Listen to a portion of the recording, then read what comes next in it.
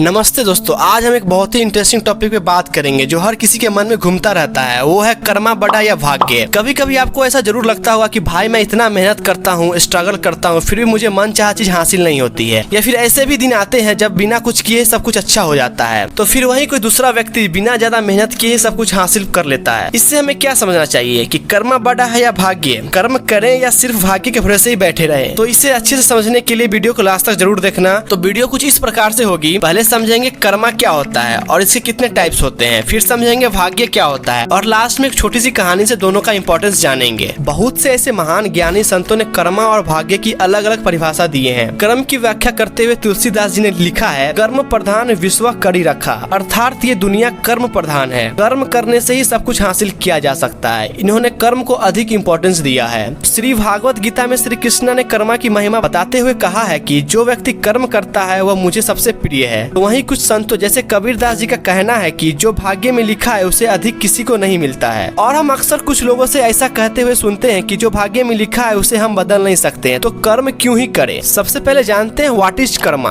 कर्मा क्या है? कर्मा संस्कृत का वर्ड है जिसका मतलब होता है कार्य या वर्क। कर्मा वो काम है जो हम करते हैं। कर्मा 3 प्रकार के होते हैं, संचित कर्मा, प्रारब्ध कर्मा और क्रियामान कर्मा। संचित कर्मा वो है जो हमने पिछले जन्म में किया है और इनका फल हमको इस जन्म में भुगतना पड़ता है। और प्रारब्ध कर्मा वो है जो हम इस जन्म में लेकर आते हैं, जिससे हमारी जन्म जाति और जिंदगी की कुछ घटनाएं तय होती है। और लास्ट है क्रियमान कर्मा। ये वो है जो हम इस वक्त कर रहे हैं और इन कर्मों का फल हमें आगे जाके मिलेगा इसी जन्म में। अब जानते हैं भाग्य क्या होता है। भाग्य का मतलब होता है डेस्टिनी या किस्मत। ये वो है जो हम सोचते हैं, पहले से लिखा हुआ है, जैसे हम कहाँ पैदा होंगे, क्या करेंगे और हमारी जिंदगी कैसे होगी। पर सवाल अभी भी यही है कि दोनों में से कौन बड़ा है। एक्चुअली दोनों आपस में जुड़े हुए हैं। भाग्य वो प्लेट है जिसपे हमारा भोजन परोसा जाता है, लेकिन वो भोजन हम अपने कर्मों से ही तैयार करते हैं। सोचो, एक स्कूल में 2 स्टूडेंट हैं, अनीस और विकास, जो एक ही क्लास में पढ़ाई करते हैं। अनीस बहुत ही मेहनती था और बहुत ही अच्छे से पढ़ाई करता था, होमवर्क टाइम से करता था और इम्पोर्टेंट चीजों को ध्यान से याद करता था। लेकिन इसके बावजूद वो क्लास में अच्छे मार्क्स से पास नहीं हो पाता है और एवरेज मार्क्स ही ला पाता है। जबकि विकास नकल करके, चोरी करके पास होता और भाग्य में विश्वास रखने वाला स्टूडेंट था। कुछ समय के बाद अनीस और विकास अच्छे दोस्त बन गए और अनीस भी मेहनत करना छोड़ दिया और भाग्य पे विश्वास करना स्टार्ट कर दिया और उसके भरोसे बैठ गया। लेकिन जब एग्जाम हुई तो अनीस विकास के जैसे नकल नहीं कर पाया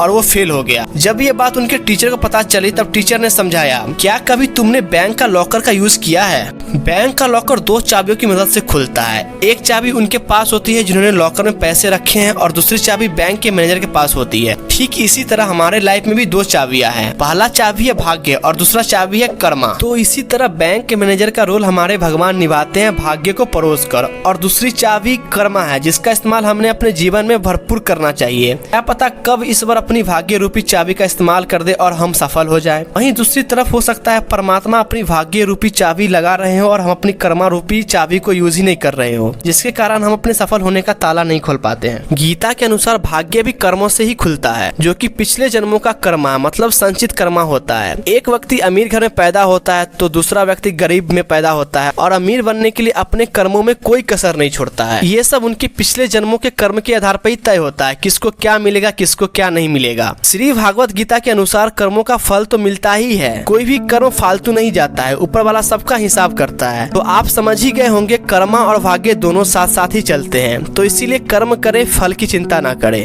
तो दोस्तों, ये था कर्म और भाग्य का सीक्रेट। याद रखिए, आपकी किस्मत आपके ही हाथों में है। अगर आपको ये वीडियो थोड़ी सी पसंद आए तो लाइक और शेयर करना ना भूले, और ऐसे ही इंटरेस्टिंग टॉपिक्स के लिए आपका अपना चैनल आदित्य सागा को जरूर सब्सक्राइब करें। मिलते हैं अगली वीडियो में, बाय।